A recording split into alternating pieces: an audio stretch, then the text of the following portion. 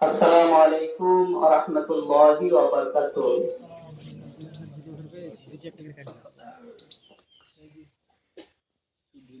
আজকে আমাদের ভারতীয়দের জন্য একটা ঐতিহাসিক দিন।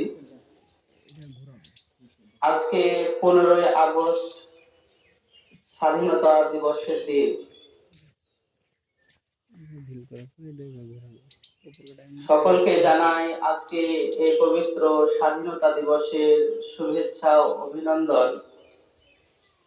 বিশেষ করে বাবলাগোনার